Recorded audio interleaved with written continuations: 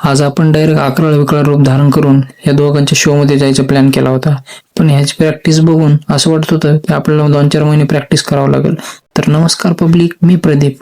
आज आपल्या कंपनीचा अॅन्युअल डे असल्यामुळं निवांत उठलो. मग बघतोय तर काय 2:30 वाजलेले आणि आपल्याला होती 2:45 गाडी. त्यामुळं तयार होण्याच्या अगोदर लक्षात आलं की कंपनीनं आपल्याला आयर केला.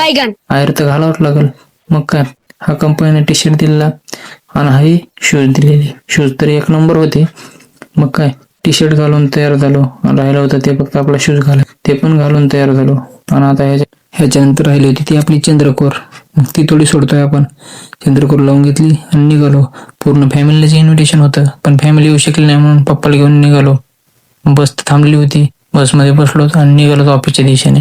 ऑफिसमध्ये पोहोचल्यानंतर वारकरी संप्रदाय स्वागताला होते. फॅमिलीचं स्वागत केल्यानंतर त्यांनी एक जबरदस्त असा पहिल्यांदा परफॉर्मन्स पण केला. पण तो काय आपण एका जागेवर बसून बघितला नाही. आपण नुसतं फिरतीवर होतो. थोडं बसायचं, थोडा एन्जॉय करायचा. आणि हे करत असताना इकडे बघतोय तर काय, बच्चे कंपनीचं फुल एंटरटेनमेंट चालू होतं. आणि ते करणारे होते 2 जण, छोटे मिया बडे मिया. चला म्हटलं आपण पण थोडा एन्जॉय करून घेऊया. पण या भाऊचं चालू होतं इसको फेको इसको पकडो. आजच्या ब्लॉग मध्ये एवढंच.